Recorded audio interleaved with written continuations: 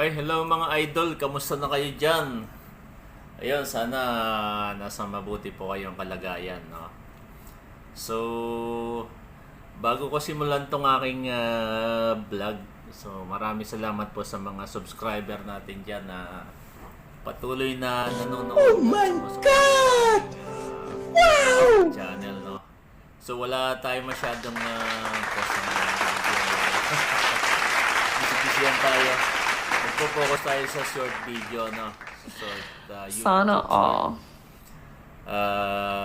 Kasi sa YouTube short, kikita rin naman kayo. At hindi kayo masyadong mag-i-effort sa pag-upload short video nga, no? So guys, meron akong i-share sa inyo. Baka ma-experience nyo to at magawa nyo rin ng paraan about sa sa power supply. So, ang ginagamit ko kasi guys na power supply is 50 amperes na transformer type na Zebra, no? So, marami kasi akong Sana all. radio. Gusto ko isa lang yung power supply na ginagamit ko. So, sa 50 amperes, marami itong nakakabit.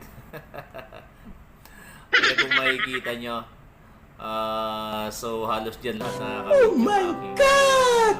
mga radio. Yan, no? Saka hindi mo naman ito transmit ng sabay-sabay at the same time. So, ang isi-share ko sa inyo guys, nagkaroon kasi ng problema yung power supply ko. So, on board kasi ako sa barko ngayon, no? So, nawala siya ng power, nag-shutdown. At, ibig sabihin, hindi magamit yung mga radio ko, no? Kasi, nag-shutdown nga siya, no? Pero bago mangyari yon, medyo nagpa-fluctuate yung, amperahe niya raw, no?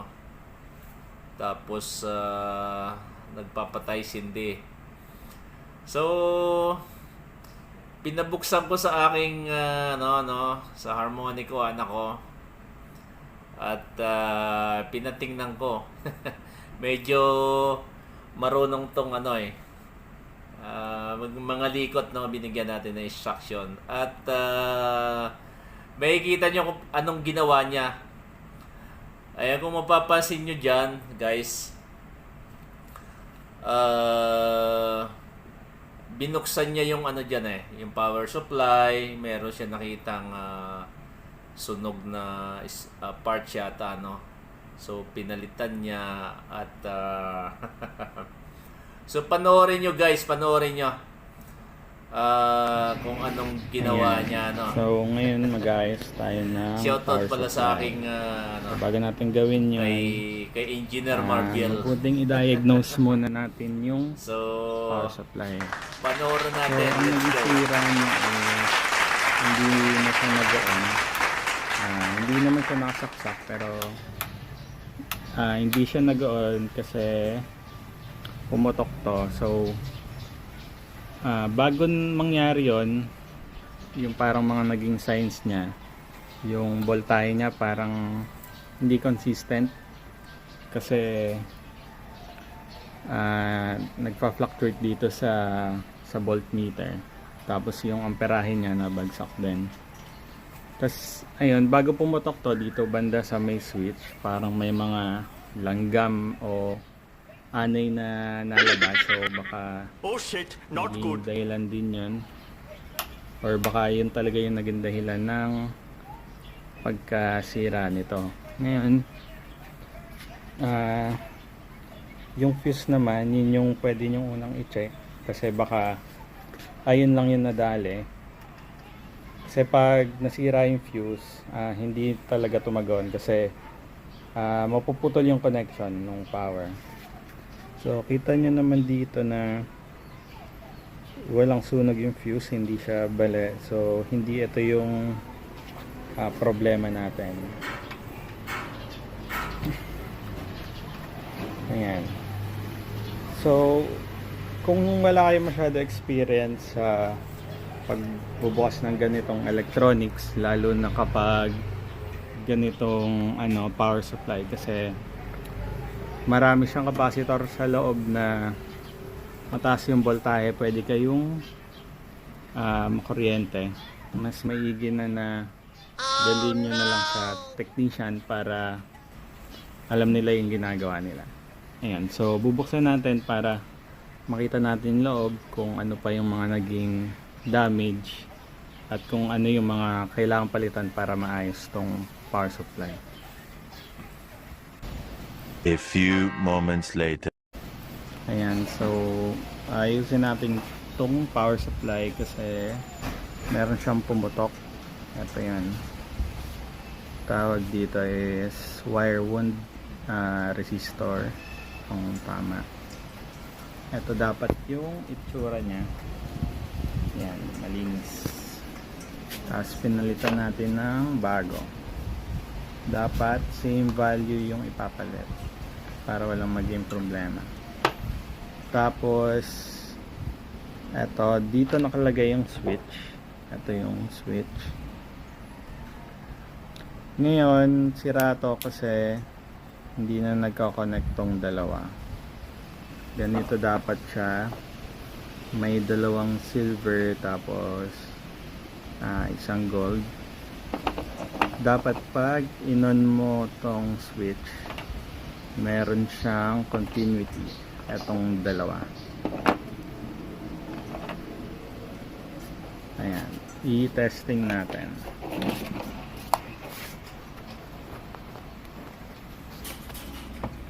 Ayan, dapat ayan, pag pinagdikit to, ayan, tutunog, ibig sabihin may continuity.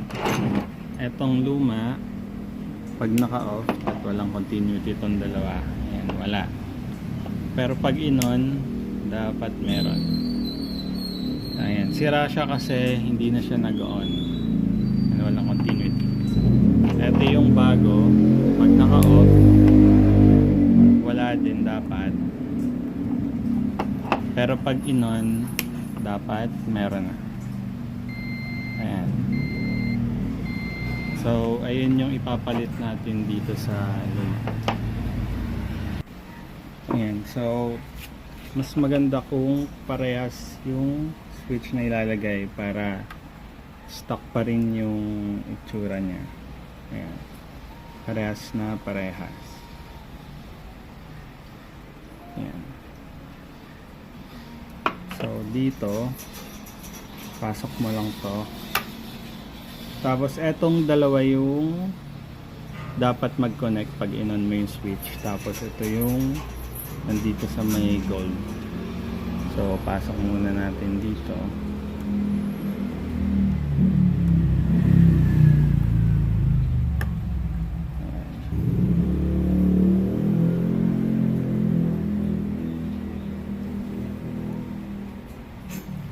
Ayan yung kailangan natin i-solder. Sabay ito dito. Ayan. Ngayon, mawawala. So, i-solder. So, ayan, i-solder natin.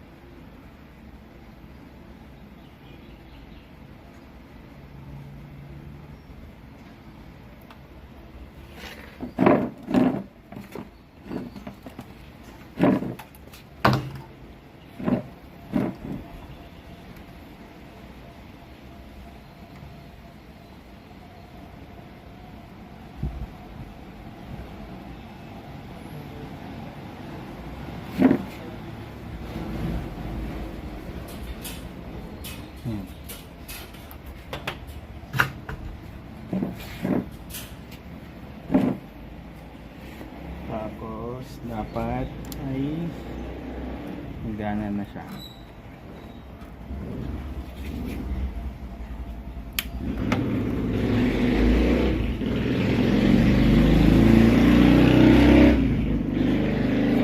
Balik lang natin ito.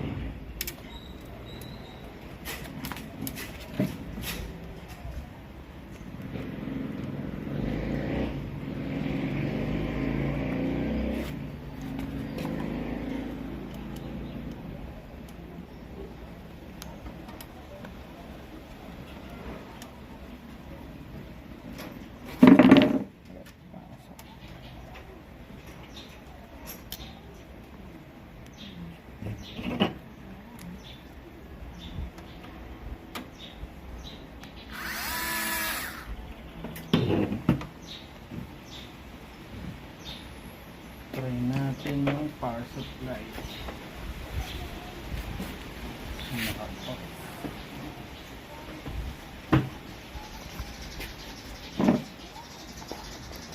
Ayan. So, dapat pag inon natin siya para na ng power. Ayan. Para na siyang power. Bye.